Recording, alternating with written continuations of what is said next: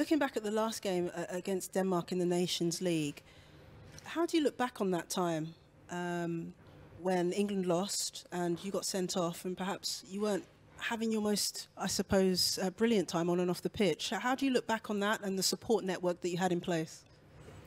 Yeah, great support around me. I have great family, I have great friends, a great club as well who's helped me along the way as well. So I look back at, obviously, it was a challenging time. I think every international player has been through ups and downs in the career. That's part and parcel of being a footballer. So yeah, it was a challenging time, but I'm proud of the way that I handled it and the way that I come through it. And now I'm in a positive place, and yeah, everything's good at the moment, and long may it continue.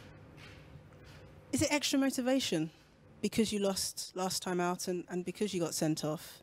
Not that you need any motivation in the semi-final of a European Championships, of course.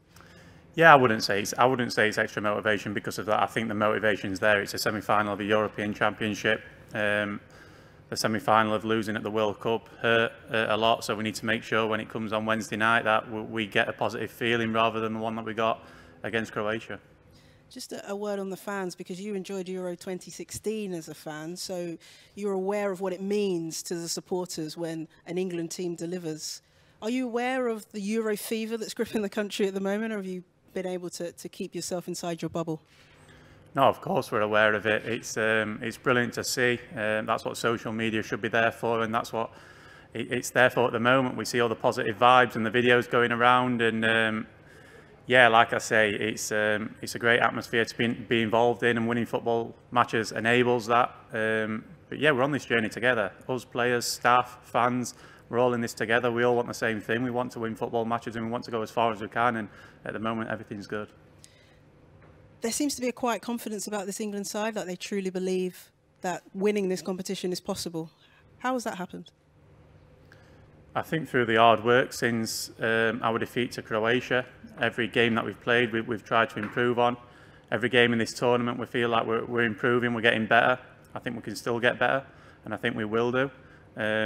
But yeah, I think the belief's there. We have a great group, exceptional talent, and some great leaders and some great experience too. So it's a good mixture, but we're not getting carried away. We've got a lot to do and a lot to improve on.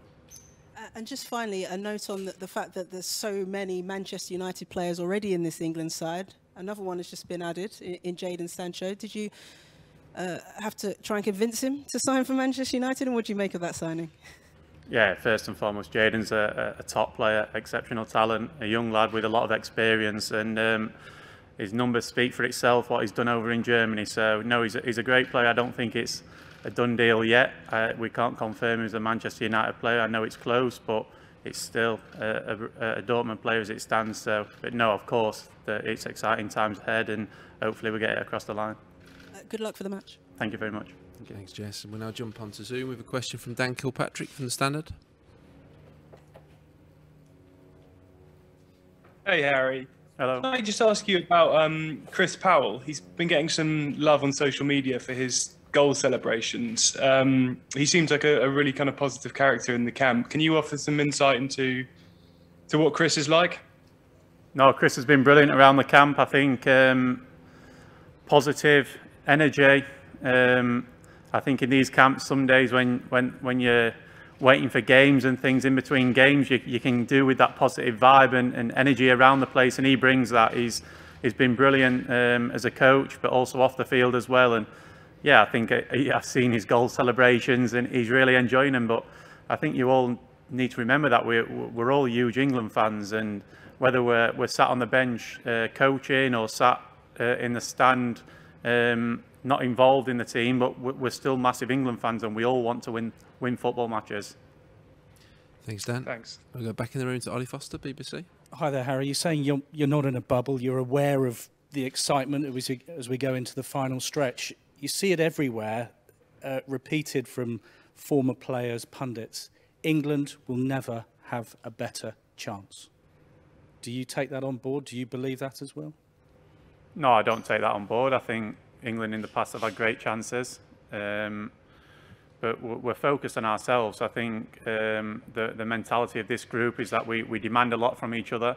We demand to win football matches, and we just focus on each game as it comes. But I think in the past we've had great chances, and the outcome hasn't been great. So no, like I say, every game that we play is a tough game at this level. You need to perform to your highest to make sure that it gives you the possibility of winning the football match, and at the moment we're doing that. And like I say, every game we take as it comes, and we need to make sure we perform well. You talk about the hurt from 2018, the semi-final defeat there. Do you feel that this group is in a better place? Do you feel the same kind of vibes throughout the group going into this game? Yeah, I think we're in a lot better place than what we was. I think the experience of that we would have learnt from it, and also the experience of the games in between as well. For example, the Nations League. So we've had a lot of big games in that period to improve on. A lot of time spent together in terms of on the training pitch and friendlies and qualifiers. So every game that we play together, we feel like we're going to improve. I think you've seen this tournament during the games that from the first to the Ukraine game, there's been a lot of difference in terms of the principles that we're demanding from each other. And yeah, I think of course we're in a better place now, but like I say, we've still got a long way to go. Some exciting new faces in this squad. When you look at the introduction of Phil Foden, Jadon Sancho, Jack Grealish is getting a look in, but the core of this team was the one that was in Moscow. You got Jordan Pickford, John Stones alongside you, Kyle Walker, Raheem Sterling, Jordan Henderson's still about, and Harry Kane as well. So do you feel that sort of spine of the team has developed over the last 3 years into what it is now? Yeah, definitely. I think in a team you've got to build it on balance and a great mixture. I feel like at the moment we've got obviously the young exceptional talents that we've got in this country is great to see, and they're all going to have wonderful careers. So no, I think it's important that we keep the spine and the experience and the leaders in the group, and at the moment the balance seems to be good. And yeah, I think we're all going in the same direction. We all want the same thing, and that's to win football matches and do our best to win the tournament. How do you think Gareth Southgate has developed as a manager over the last 3 years? Well, ever since I've made my England debut, I think Gareth's been brilliant for this team. He probably sits here and gives us all the plaudits, us players, but we appreciate the job that he's doing and the way that he sets us up and his man management skills. So no, I can't speak highly enough of Gareth and his coaching staff and the way that he's gone about his business over the last 4 years. I mean, he's spoken about the work that he puts in, the late nights, doing every bit of analysis on the opponent. There must be just absolute trust that however he sets you up on Wednesday night is going to be the right way. Yeah, of course. I think he's proven that over the last few years now that as an England manager, it's always hard to please everyone, especially the public, in terms of the way that he sets up and the team selection. But we trust him that whatever team he picks or whatever style of play he wants to go with, it's the best one for the job. And finally, Denmark, let's be honest, if England weren't still this far, we'd all be Denmark fans, wouldn't we? I mean, their story over the past few weeks has been horrific to begin with, and then incredible and inspiring. They are highly motivated on this emotional journey that they're on. Yeah, definitely. It's been really inspiring, their journey. Obviously, first and foremost, our thoughts have always been with Christian and his recovery, and we're all right behind that. And yeah, they're a good team. They've proven now for years that they're a top team. I think they're the highest ranked team that would have played in this competition. So we know that they're a strong team with great leaders in the team, great experience. So we know it's going to be a tough game, but we're really focused on ourselves. Thanks, Harry. Thank you. Thanks, Holly. Back on Zoom with Mark Bryan, some Press Association. Hi, Harry. You've touched on it already, but last summer was a difficult time for you personally. Gareth stuck by you publicly at that time, even naming you in his squad whilst things were still in Greece were still going on. He then obviously called you up for the Euros despite you carrying an injury. Firstly, how much does that support mean to you, and does it feel like delivering at these Euros could be a way of almost paying back that support? Yeah, Gareth's support of me has been brilliant ever since I've made my debut for England. He picked me to make my debut, and then I think ever since I've been available, I've pretty much played in every game possible. So that gives me great confidence and belief and trust going into the game, and to enable me to perform to my best. And of course, every time I step onto the pitch, I'm trying to repay him the faith and the trust, because every time I go onto the pitch, I want to do my best for the country. Thanks, Mark. Dan Salisbury-Jones, ITV. Hi, Harry. Hello. It's another one actually about Gareth Southgate, and I just wondered if you can think of any specific moments where he's really helped you, maybe, I don't know, in the last year or so. I wouldn't say any specific moments. I think there's numerous of them. Lots of conversations, lots of texts, lots of phone calls, and then speaking to him when I've come into camp and things. He's always there to help. It's part and parcel of being a footballer, the ups and downs. I've spoke about it. If you go, it's impossible to go through a career without having bad moments, mistakes. So yeah, of course, he can pass on his experiences and the way that he handles things, and I'm always open to learn and improve. And how happy would you be for him if you went all the way this year? He talked, as you said, a lot about how happy he'd be for all of you guys. Yeah, of course. I'd be so happy for him. I'd be so happy for everyone involved in this country. That's the aim before the tournament. We wanted to win the competition. It still remains the aim. And like I say, we're on this journey together. Everyone together. We all want the same thing. And at the moment, it's going well, and I hope it carries on. Thank you. Thanks, Dan. Back to Zoom with Simon Evans from Reuters. Hi, Harry. Just going back to when you got the injury. I mean, obviously it was quite close to the tournament, and it's worked out well, and you've made it, and everything's going great. But was there a time during that recovery or at the start of it where you thought you might be spending this summer watching it on television and missing out on all this? Was that a genuine fear for you? Well, I think with any injury, you don't know how you're going to recover. You don't know the rehab. You don't know whether you're going to have a setback. Touch wood, I haven't had any setbacks in my rehab at the moment. So, no, it's all gone smoothly, and it's all gone to plan, and it's all gone probably a little bit quicker than we all thought. Obviously, to miss the Europa League final was disappointing, and then I fully set my sights on making the Euro squad, and I didn't actually know which game at that moment when I would be available or be able to play competitive football at such a high level. It's not like I'm getting thrown into a friendly match. It's the European Championship, so it's so demanding, and the intensity of each game. So where it's gone and where it's been, I think great credit to the medical staff at Manchester United and England for the way that they went about everything and the way that they pushed me every day. And obviously I'm really proud of myself in terms of the way that I push myself as well. Thanks, Simon. Back in the room, James Ollie, ESPN. Hi, Harry. Jamie Carragher's written in the Telegraph today about how he exchanged messages with you after what happened in Greece. So just wondered if you could tell us your version of that and how much that meant to you for him to reach out. Yeah, of course. There was one thing when you go through bad moments, you realise the people who support you. And Jamie was one of numerous people and ex-players who got in contact and spoke with me.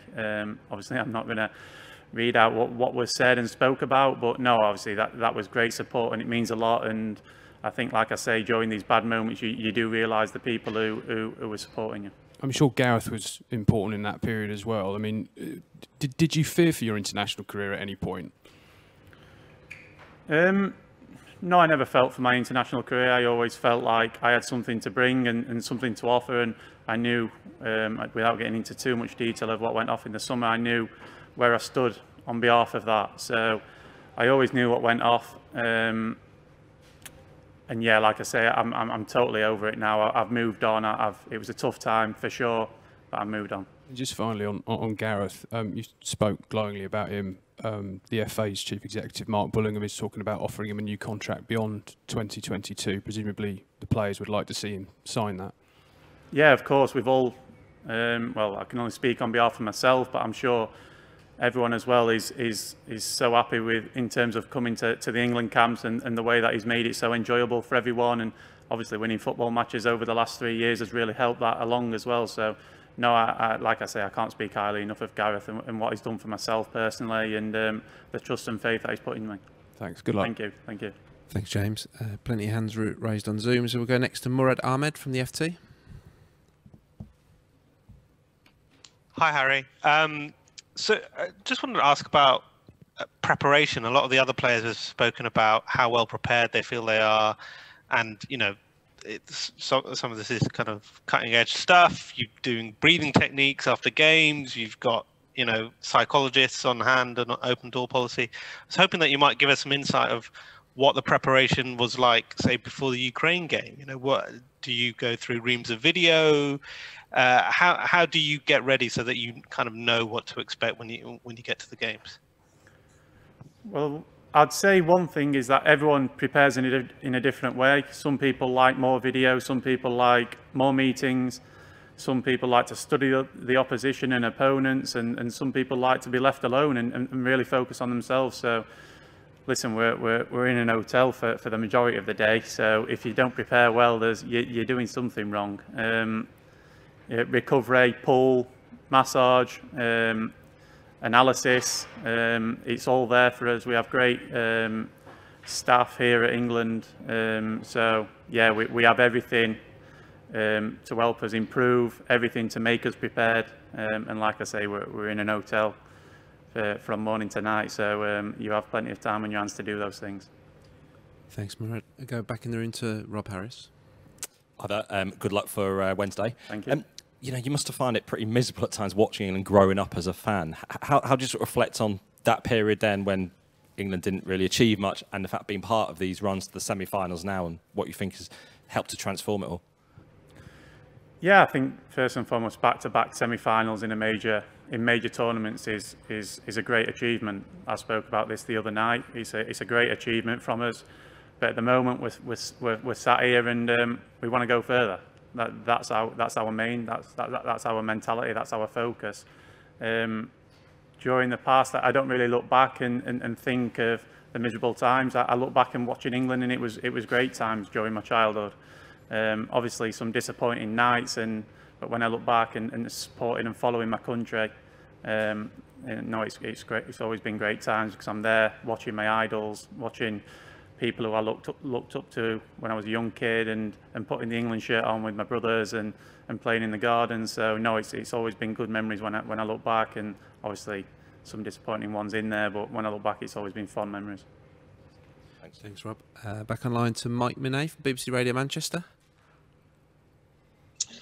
Hi, Harry. Hello. As well. Best luck for Wednesday, of course. Can I just ask you about your Manchester United teammate, Luke Shaw? A great return to form for him this year for club and country. You play alongside him for club and country. What have you noticed and the difference within him this year that's made him so stand out?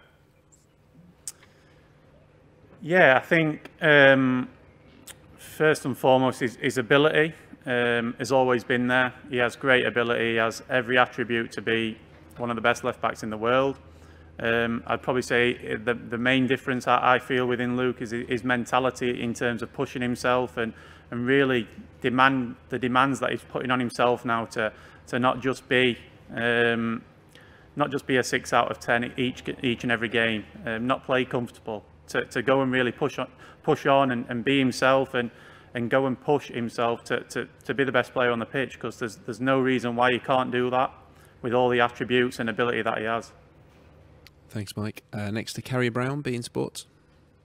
Hi, Harry. Hello. We're talking about you travelling as a fan during the last Euros. How much is there a sense that you would just actually love to be in the crowd when you're scoring goals with this side?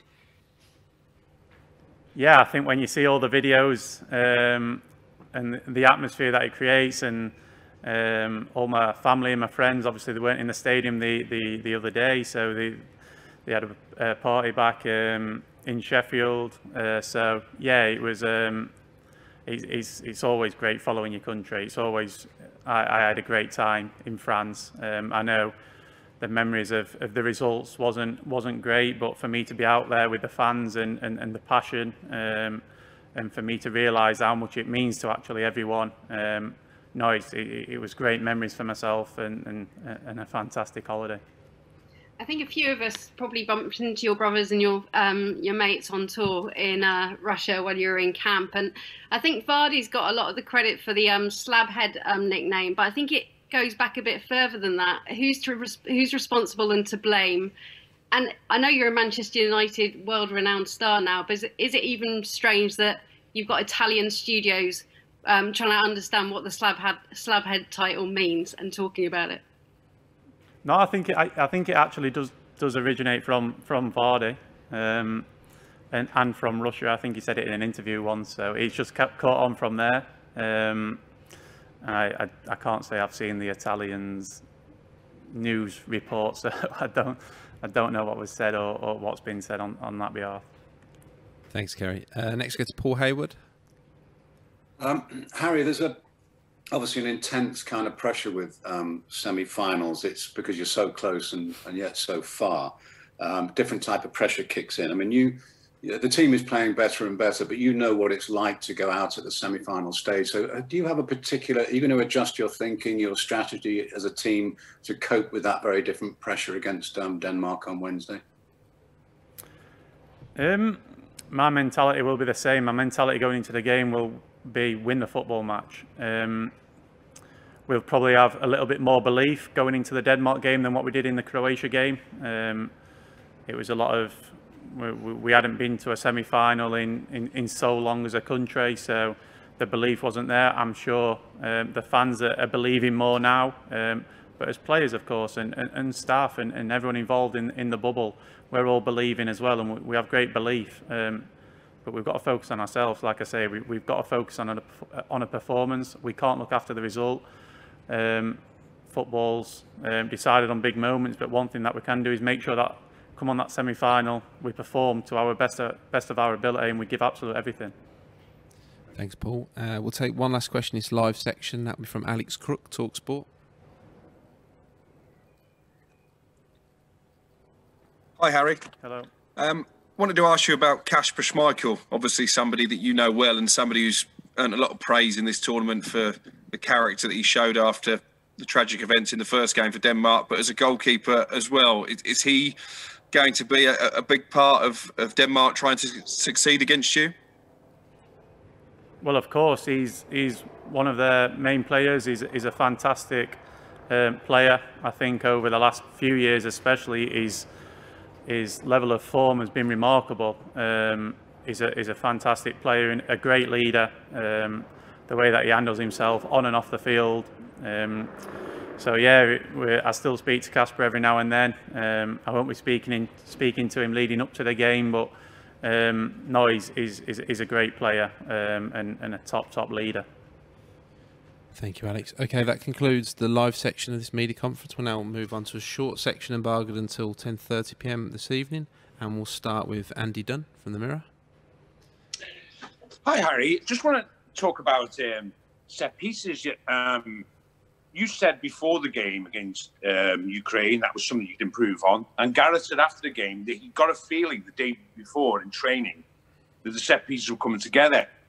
Now, where we were standing in the stadium, when Luke Shaw sent that ball over, from the moment he sent it, you could tell that you were going to get on the end of it and score. I just wanted you to talk about how much of a threat you think you are from set pieces. And if it's delivered correctly, do you think you personally, a defender, can't stop you? Yeah, I think that's one thing going into the game against Ukraine we spoke about that we needed to improve on in this tournament. We was massively effective in Russia. So we knew that coming into this tournament, set plays would have a big part to play. And yeah, we knew we had to improve on them. And obviously I scored against Ukraine and so did Jordan. So yeah, on my behalf, I work hard on the timing and the execution. And yeah, it was a great ball by Luke. And ever since I got my eyes on it, I always felt like I could get a clean contact. And it was so close to the goal that I just needed a clean contact. And luckily it found the corner. But as a group of players, we work hard, and I think, yeah, Gareth mentioned about the day before, we scored a couple in training the day before when we was working on them, and everyone seemed focused and zoomed into our roles and responsibilities, and we executed it well against Ukraine. And I think in the next two games, if we're going to be successful, we might need to execute another one. Thanks, Andy. Next, go to Paul Joyce of the Times. Hi, Harry. We saw in the Germany game that the sort of power of Wembley and the advantage that the team gets from the home crowd. How big a factor do you think that will be on Wednesday against the Danes? Well, of course, Wembley's our home. the atmosphere against Germany, I said after the game that it really felt like football was back. It's what football deserves, that atmosphere, the fans in the stadium, and for the semi-final we've got even more. So no, it's going to be electric. It's going to be a great atmosphere. Like I said, we're on this journey together as players, as staff, as fans, and they're right behind us. We're really feeling their support and their love, and it's really pushing us and spurring us on to go and do great things. You think you get an extra couple of % from that as a team? Yeah, I think it can make a difference, but I think you've also you've got challenges that you have to overcome as well. We've just played in Rome, not many English over there, and we put on a great show and a great performance to win 4-0. So I think as a country, we obviously, as players as well, Wembley's our home. It's where we grew up watching. It's where we want to play, and we know that the atmosphere at Wembley is always electric, and we're looking forward to the game, the semi-final, being there again, of course. Thanks, Paul. Next to Jason Burt, The Telegraph. Hi, Harry. You mentioned already that belief is probably greater this time than it was in 2018 in that semi-final. What also specifically did you learn from 2018 that will stand you in good stead on Wednesday night? I think there's, I think just the experience in general of playing a semi-final at a major tournament. I think during times of the game and the belief that we had in the game in the second half against Croatia, could we be a little bit more brave and more composed and take the ball when we was leading the game and not really sit back and soak up the pressure? Is that something that we could have done better? Of course, we've looked at it over the period, over the 4-year period. So, yeah, I think for sure we're in a better place now than what we was when we played Croatia. Thanks, Jason. Ian Ladyman, Daily Mail. Hi, Harry. Two slightly unrelated questions, if that's all right. The first one, just to pick up on what Joyce was asking about the atmosphere at Wembley. When you're in the changing room before the game, when the fans were singing Sweet Caroline around the stadium, I've never heard anything quite like that before a match at Wembley. Just wondered whether you could hear that from the changing rooms or the tunnel when you were getting ready.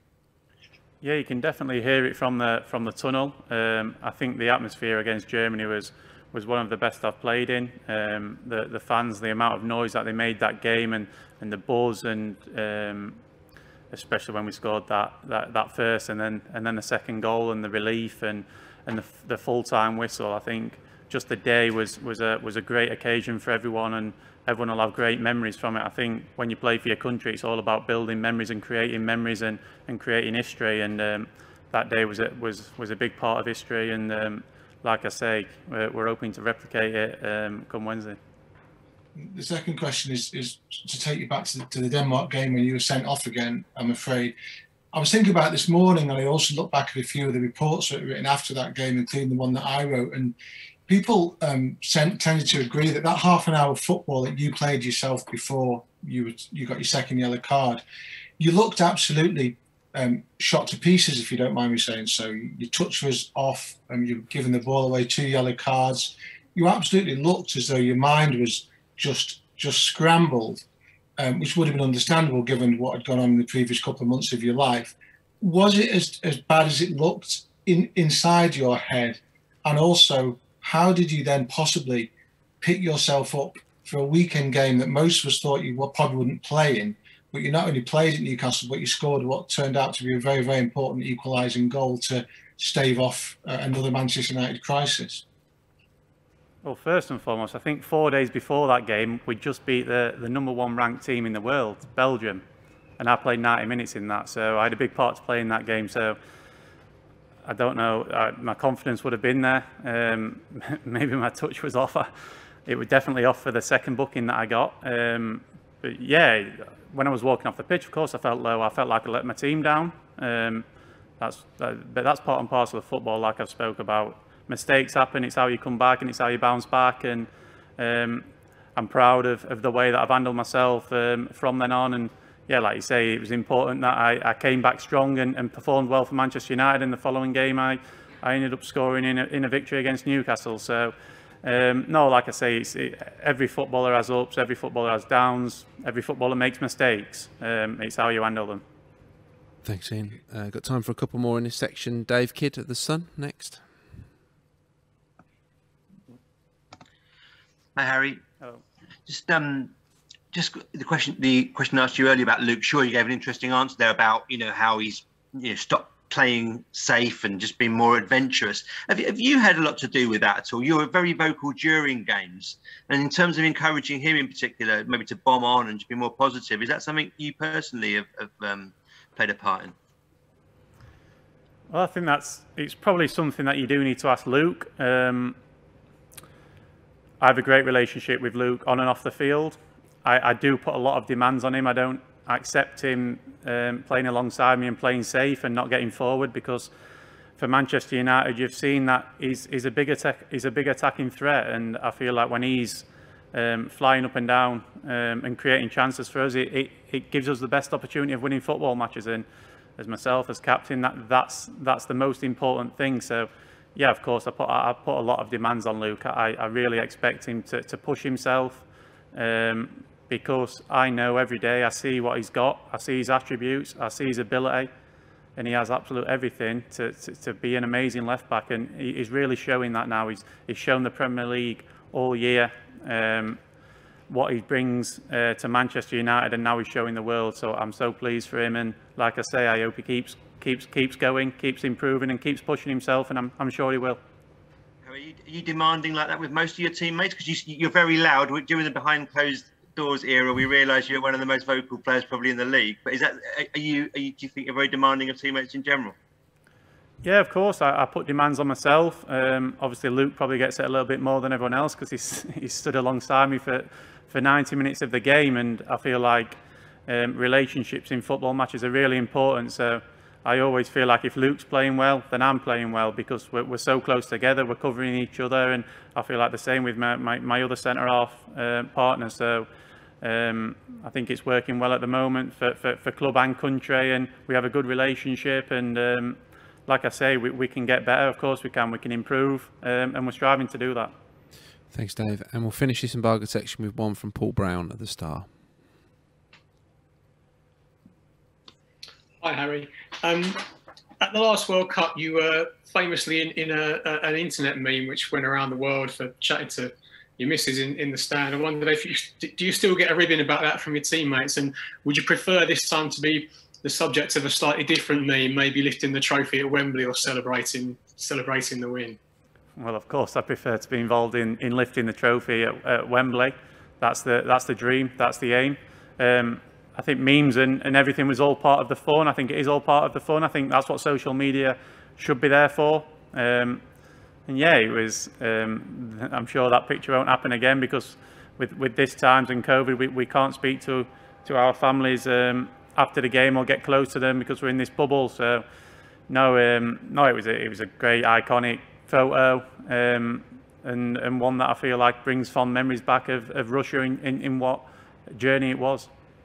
Thanks, Paul. Okay, that concludes the main media conference. We're just going to, purely for the benefit of tomorrow night's Crouch's Year Late Euros live show, we're going to take a very quick couple from Peter Crouch, who I believe should be online.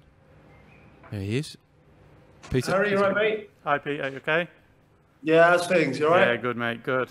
Yeah. Mate, I've to start by saying you're giving us so much enjoyment. Honestly, we're absolutely loving it, and the fact that you're you're still in the tournament makes that we can still have a show, which is nice. That's brilliant. Good to hear. But just want to start with, have you been watching the show at all? Yeah, I've seen lots of clips and little bits and bobs, and yeah, I think it's a great show. And like you say, the energy and positivity that you've brought to the country with the show is something that, as players, we support, and it's great to see. Oh, I appreciate that, mate. Listen, is there anything we can do for you on the show that would help you, give you a bit of support? Oh, I'd have to have a think about that. I might come back to you a bit later on and give you an idea. Yeah. Let me know. But listen, when you scored that goal, the feeling that must be like, I scored a few goals for England myself, but to get your team through to a semi-final, what an amazing feeling. And were your family there? No, I think that was the probably the only disappointment, that my family and my friends wasn't there in the stadium. They didn't manage to get out to Rome as no England fans did from the thing. But yeah, of course, it was such a great feeling. I think we scored such an early goal, and it was a perfect start for us. And then we had a little bit of a tough spell in the first half, so we went in at half time and we really wanted to be aggressive, and to get that early goal, I think it really settled us and pushed us on to have a comfortable performance in the second half. So yeah, of course, the feeling, there was no better feeling than that, and to do it in a quarter final was really special. Absolutely amazing. The one problem I've got at the moment is the celebrations haven't been up to scratch. They just feel like they're aggressive. No robot. Declan's promised me that if he scores, he was close the other night and we were up. He promised me he's got 2021 robot in the locker. What have you got for us? Harry Maguire scoring a semi-final. I honestly, when it happens, I get carried away too much. I know, just screaming in the camera. I don't think about it enough. I don't score enough goals. I think you're better off speaking to H or Raheem. And definitely not Declan, because he's not chipping in with much at the minute. So hopefully he can chip in with one in the semi-final and we get to see that robot there. Listen, mate, what's it like around the camp? Like, what do you get up to and stuff? And I've got to ask you, Ed Sheeran was on our show the other day, and I know he came in. What was that like? Yeah, obviously that was unbelievable. He sat down, he performed. And he had a chat with us and spoke about his experiences and about what he is, just his life in general, and to get to know him a little bit more. And no, he was obviously a top singer when he sang, but he first and foremost is a great bloke, and he was great to have around the place, and the energy that he brought to the camp after the game and the next day. I think the atmosphere, he just lifted us all and inspired us to go and do our best at this tournament for everyone. Yeah, and it does feel like you've got such a good atmosphere in the dressing room and around the squad and stuff like that. Who's been the characters? I know in my day, obviously, it was always Wayne Rooney was always bouncing around somewhere. Has there been one player that, you know, when you get up or you leave your room, is always bouncing around?